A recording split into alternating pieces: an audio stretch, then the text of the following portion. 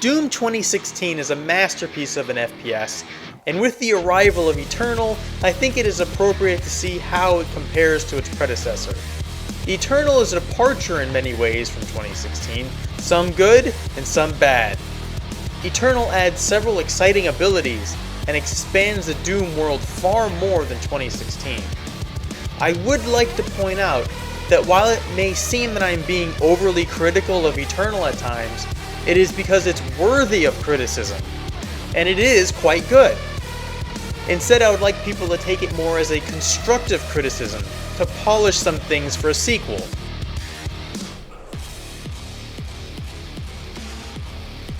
The graphics in Eternal are a major step up in comparison to 2016.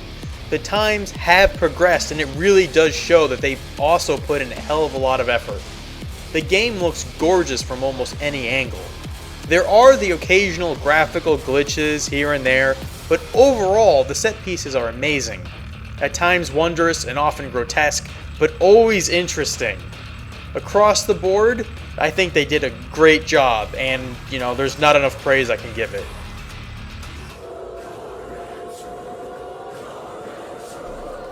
Doom 2016 has this very aggressive heavy metal synthesized style to it. Eternal is no different in quality from 2016, which is saying a lot. Both of them have extremely fitting musical tracks that really act to drive forward the battles and create tension in between fights. Consistently high quality and impressive, both 2016 and Eternal remain some of my favorite game OSTs. The tracks in particular with the chanting are really well done in Eternal. Thumbs up to all the creators and Mick Gordon. I hope for the sequels that they continue in this trend. It is very well done.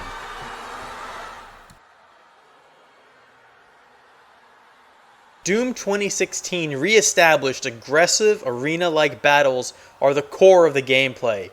Eternal took what was in 2016, tweaked it, and added some additional capabilities on top. There are some definite improvements, but at the same time there are elements that hurt it.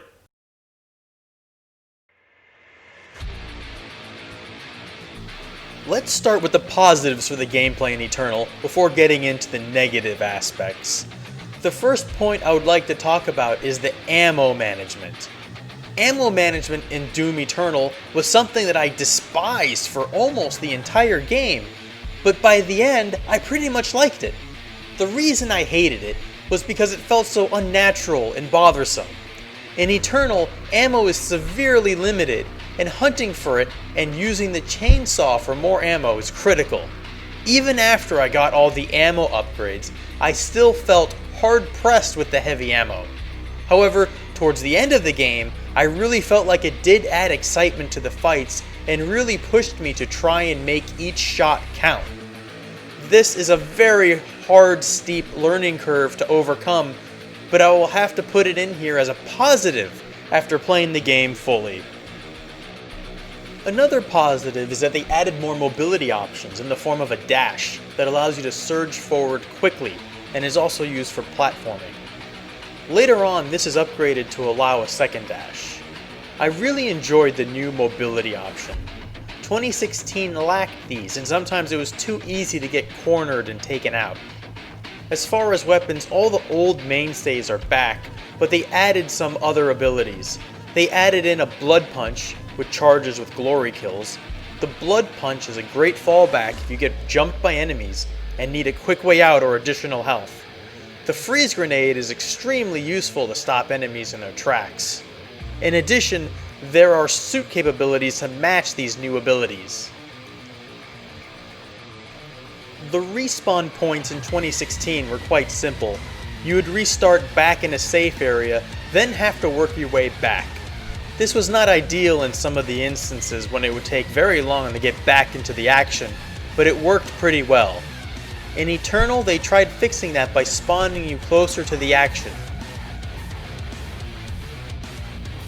The area designs are also far more varied than in 2016. In 2016, you had pretty much just 3 different locations: the Mars surface, the buildings, and Hell. In Eternal, You have a plethora of different locations, all beautifully done and distinctive. I highly enjoyed exploring these new locations, and many times I would just stare in wonderment. A+ work here. There are also a lot more enemy types to fill these areas than in 2016. This adds a lot of enjoyment to battles since it requires you to adapt different strategies against different enemies. As the game progresses, more and more types are introduced and used. There are new enemies like the Flying Imps, the big and obvious Summoner Demons, the Bladed Hell Knights, and the Tyrants, which are pretty much just like giant bullet sponges that act as area control for the other units. Some bosses become regular enemies later on, but it didn't work too well. I'll get into that in a little bit. Some areas in Eternal were very intense, and those were by far the best between the games. Lots of enemies with only just a brief respite in between these great battles. It did feel great to just wade through mass amounts of enemies. It really makes you feel like the Doom guy is invincible. Definitely good tensions in battles in Eternal.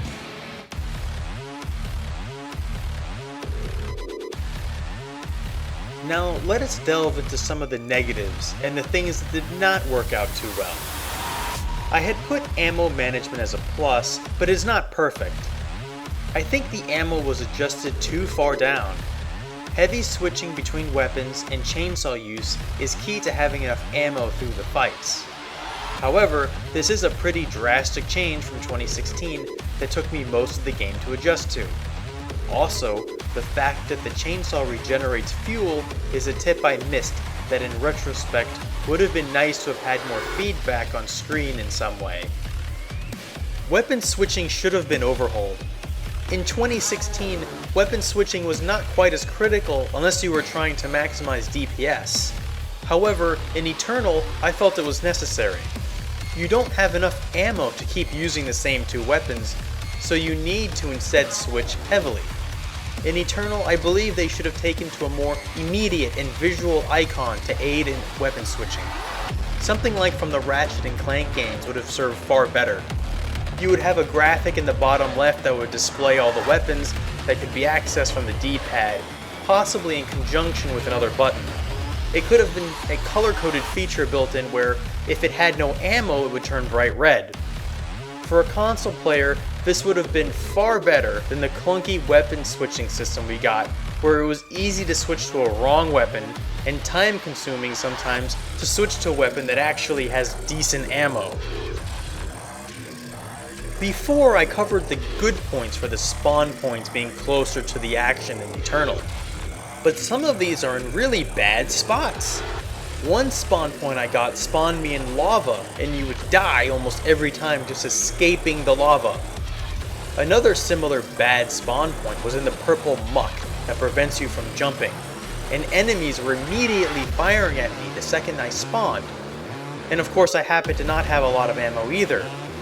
I seriously considered restarting the mission with that bad spawn point. You know, putting spawn points closer to the action was not a bad idea, but when it is in the action and you are taking damage upon spawning, it becomes a real issue. The Doom Hunters and Marauders do not fit the flow of battle well.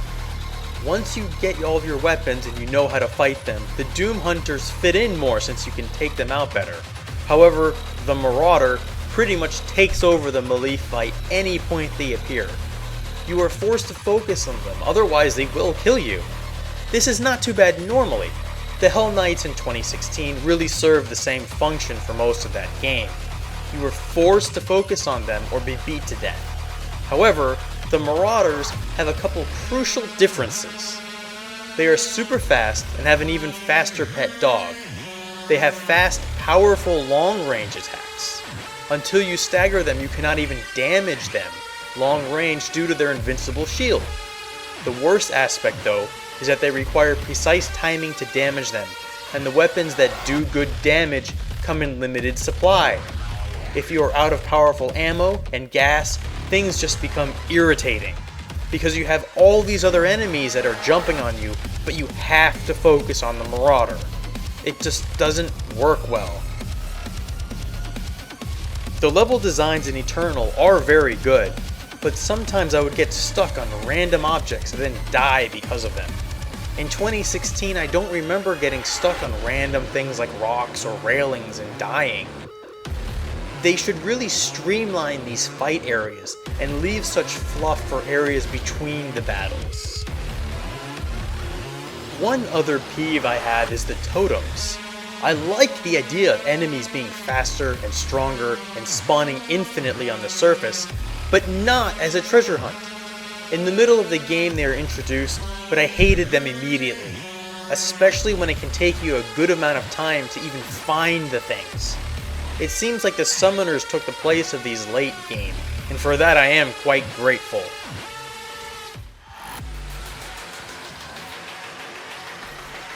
Now, I think it is important to talk about pacing in Eternal. Pacing in games is very important. You do not want to overwhelm the player or have too much downtime. 2016 had a great pace. There were downtimes, but it was very measured and even. Very few parts were boring or where you would get confused as to where to go. On the other hand, Doom Eternal is incredibly uneven.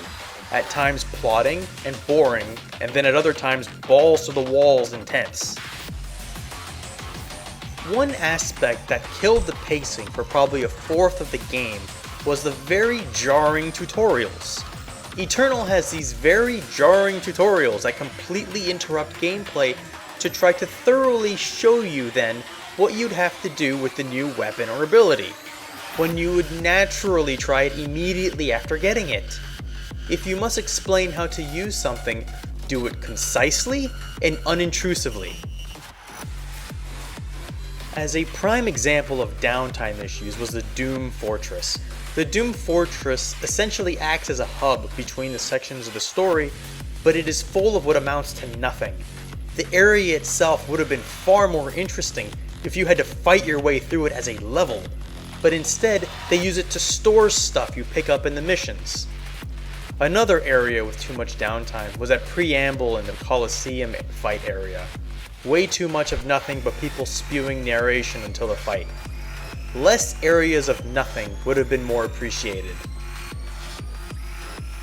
Here I think it would be appropriate to touch on platforming. In 2016 the platforming was abysmal. That in itself was one of the reasons that cemented the idea I would never try any kind of Ultra Nightmare attempts. I could easily see most successful attempts being destroyed by some incomplete platform jump. In Eternal, the platforming does seem a bit more forgiving, but not by much. Eternal added in a nice restore mechanic, thankfully, if you fall. If you go out of bounds, you go back with a health penalty without dying. This is an improvement, and I'm full-heartedly behind this. But it sure completely sucks to keep trying at some platforming section and watching your health slowly disappear. Even worse, when your health gets so low you die and possibly lose your extra lives. Eternal has too much platforming. While some is okay, they went overboard in these sections. 2016 had that Argent Tower on Mars that I despised. You would climb up, and if you messed up, you would fall and probably die. In Eternal, there are many such climbing sections. Furthermore, if you fall down, you don't die, but then have to backtrack all the way up to try again. Probably the worst offense of this was in the Super Gore Nest level. They also added another mobility option with swimming. Swimming is now in Eternal, and boy does it stink when you have to do that. Many times you have to swim through this toxic water to do some sort of braking or advancing, but it is time sensitive. On the Sentinel planet, I died more in this toxic pond trying to figure out what to do than anywhere else in the entire level. Really felt like a buzzkill and made me question the developer's sanity. That should be adjusted heavily for any sequels. Unusually, the dash is almost penalized because many areas seem accessible, but the game will consider you out of bounds and force you to spawn back. This is really detrimental to exploration. 2016 had a more intuitive area that you could explore. What Eternal should have done is to be more careful with the level design, keeping the dash ability in mind. I almost got a fatalistic mindset trying to explore because I knew that I would pay a price in health and possibly extra lives exploring.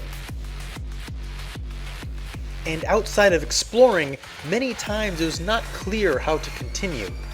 I think they should take a hint from Dead Space and have some sort of highly obvious path to the next objective.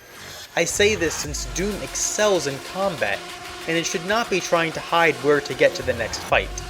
Doom is not Zelda, and there should not be puzzles to continue to the next area. While there are not really any bugs in Doom Eternal that I came across other than this fun thing being displayed right now, I will let my friend the Console Killer speak of his bug encounters. This is the Console Killer chiming in. And yeah, speaking of glitches, there was a few nasty ones. I had one where there was an endless encounter. And it was in the Ark complex after the elevator breaks. Enemies would just constantly spawn, and after you defeated all the large enemies, you'd have endless imps. It would be infinite, and you'd have to reload the checkpoint or commit suicide. It actually happened to me twice in a row where I beat it on Nightmare, and and it's a long encounter, so it was, very stressful to deal with. And then after all that, it wouldn't end. So eventually, on the third time I beat it, it got through somehow, but I don't know how. It was just random as fuck. There was also glitches where there was an enemy in the floor that was stopping the area from proceeding. I had to punch the floor to kill the enemy that was stuck in the floor. It's also very glitchy at times with trying to grab on the walls. If you don't hit it really flush, you won't even grab onto the wall. So there's a lot of little glitches, that makes the game definitely less stable and polished than the first game. As a footnote, it is worth mentioning that the process to actually start the game was very irritating. You need to install the game, update, and have an account and login for the Xbox and one for Bethesda. The whole process took about 30 minutes just to start the game, which is a buzzkill. Wouldn't it be a far better idea to just let us start the game and have the game install in the background and make having a Bethesda account and logging in optional? Doom 2016 was quite story light and allowed one to focus on the objective and fighting. Eternal departs from this and is quite story heavy in comparison. Again, with this approach, I'd like some of it and dislike some aspects. The story really allows you to grasp more of what happened in 2016. In a way, it allows you to understand the stakes and the objectives that the Doom guy is trying to do. It really sets up the story for you to really want to do a little rip and tearing of those Hell Priests, and I applaud them for that. It is rare for a game to make me feel anything, and the writers had the ability to do that. However, they put too much story in. It actually hurts the pacing and intensity of the game. One or two levels in particular had you running around for minutes while a narrator spewed exposition at you. Another aspect the creators need to understand is that I don't need people to tell me that Doom Guy is a badass. I don't want to listen to a doctor or a broadcaster fawning all over him. I don't want to watch some dumb scientists or soldiers say how it's an honor and let me have an autograph and all that. I want to be shown that he is a badass. Show me more of him destroying whatever gets in his way. Show me him blowing up shit and being shot out of cannons. Show me how he brutally takes out his enemies without hesitation and then just keeps on moving forward with the destruction. I really like that kind of badassery. Otherwise, it just feels like the creators are smelling their own farts and liking it. The end of Eternal also seemed pretty conclusive, while 2016 was full of anxiety and the expectation of worse things to come. Wrapping everything up nicely and completely defeating the enemy does not really set up things for sequels. We all know that as long as the Doom franchise series makes lots of money, there will be sequels coming. So it is a mystery that they ended Eternal and it seems so shut and closed.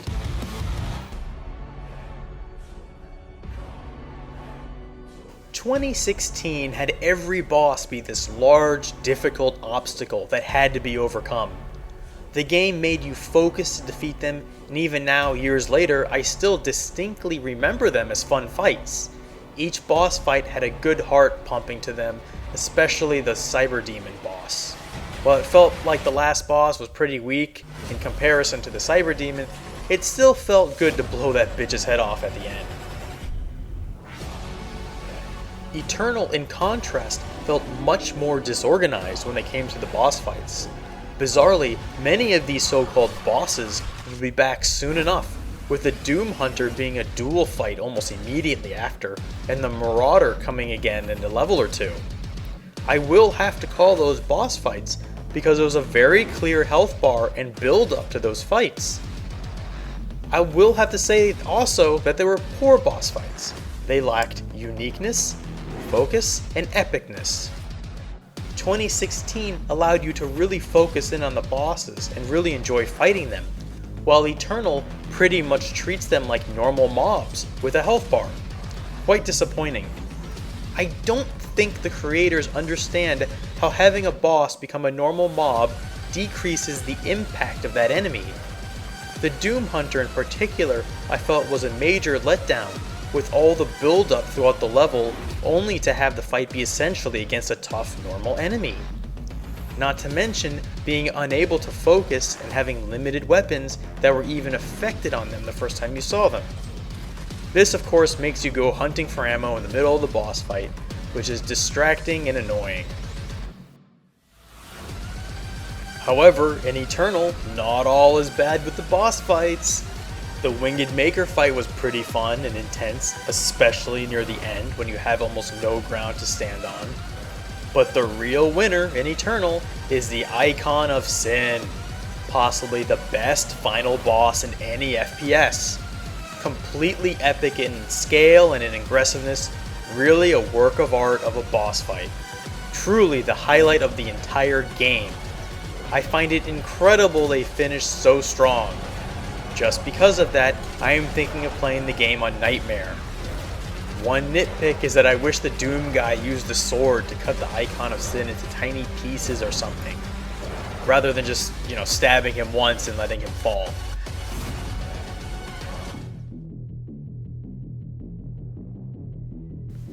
It might be easy to say that Eternal is worse than 2016 as a full product, and leave it at that. Fortunately, that is not the case. Eternal brings a lot of new ideas and mechanics that breathe new life into the fights for the Doom franchise. If anything, Doom Eternal feels a bit unpolished and should have been more heavily tested with a wider audience. While this is not quite the game I was waiting for, I don't regret beating it. Overly irritating at times, but it delivered some great moments. I hope that future releases for Doom will improve and expand upon this work. I am going to give Doom Eternal an 8.5. Despite its flaws, it plays and feels like a unique game, and I just might have to put this one on again and try it through a Nightmare difficulty. This game I will recommend. Thank you. If you like this content, please remember to click the like and subscribe button below. It'll really help us out and tell us that you guys want to see more of this.